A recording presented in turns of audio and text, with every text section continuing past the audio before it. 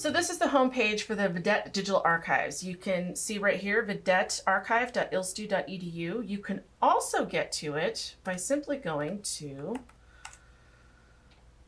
library.illinoisstate.edu, clicking on Collections. You can do this one of two ways. You can scroll down and click on the Vidette Digital Archive here, or you can go up to Joanne Rayfield Archives, and we link to it within our online collections, our number of online collections. So, Vidette Digital Archives, you can search this a variety of ways. What a lot of our students like to do, and a lot of our researchers like to do, is just keyword search the collection. You can do this a couple of different ways, like a traditional Google search that you would normally think of, a Boolean search. You can either search with two words that are not in parentheses, or you can search with words in parentheses. Let's just do Homecoming Parade to start. And here you can see when I get search results, I first of all get search results that are best matches. I do get search results that break it down by decade, which is always really handy. But I also get results that include both words Homecoming Parade and parade. So I may not necessarily get a result back that includes homecoming, but I will get one of the two words. If you Boolean search that word, and what that means is putting quotation marks around that word, you will get results, and you'll see the results have shrunk, but I still get a whole bunch of results that include the entire phrase Homecoming Parade. So let's just click on one of these articles. Let's pick a fun one, 1966 maybe. Oh, library hosts tea. I think this is just appropriate. Let's take a look. I'm going to click on this page. It's slow out here. There we go. And here within this article, it not only found the newspaper that includes the phrase Homecoming Parade, but it also gave me the article saying library hosts tea. And it looks like Alpha Beta Alpha Library Honorary will hold a homecoming tea in the multipurpose room in Milner Library immediately following the Homecoming Parade.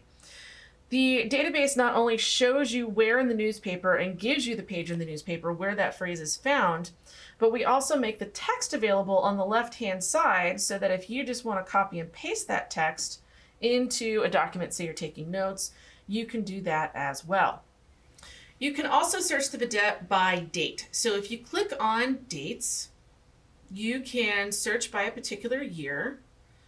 Say we'll pick 1934. At which point you can then choose month and week. Now, we do get a lot of questions when you say choose a year and you choose a month. Well, why are only some of these dates highlighted? Well, that just means that's when the paper published. The paper didn't publish every day, and sometimes it didn't publish over an entire month, maybe because the university was closed or they were in between semesters. So that's why some of these dates are blocked out. June 14th, for example, of 1934 does have a paper. So I can click into the paper and it takes me directly to that paper. At which point I can then look at the paper and see what they had to say in 1934. When I click on that paper, I do get text on the left-hand side. What I'd like to point out is that some of this is going to be incorrect, and this is where some of our text correctors come in really handy. You can see that is not how you spell band. Some of these words are not spelled correctly. This just happened because when the software that reads this text, the text is sometimes really hard to read and then translate into the typed out text. It's hard to read sometimes for the computer, so we as humans need to go back in and correct where the computer couldn't read that in its entirety. So we have people, which you can do too. You can register an account, which you can do right here. We have text correctors who go in and correct that text for us. So these are some of our top text correctors who've gone into the Vidette and been able to correct this text. We have scanned the university newspaper from 1888 to 1980, so there's plenty of newspapers here for folks to come in and help us correct that text. So we encourage anybody who's interested in helping. All you got to do is, it's completely free, just register an account. And you can become one of our top text correctors when you go into the Vidette and edit and correct this newspaper for us. Here's an example of researching with the database versus researching with the paper copy.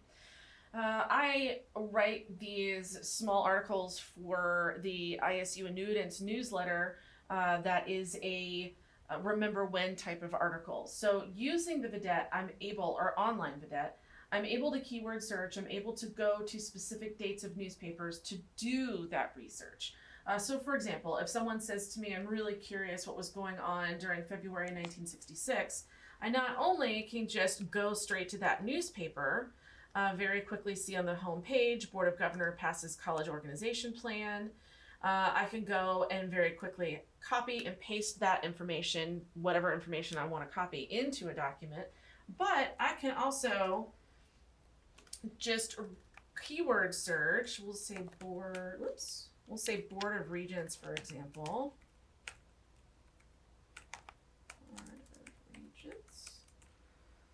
And I'm able to very quickly get back articles and newspapers that I can then reference off of one another to get more information to answer some of these questions. Now, we've not digitized past 1980, which means I have to get the physical paper to then flip through page after page after page to find what it is that I'm looking for. So that takes an enormous amount of time. Now, I know there's some old school history researchers who are thinking I'm complaining, but time is money. So we get a lot more research done when I have more time, and our time is limited, so it's nice to have it in this form.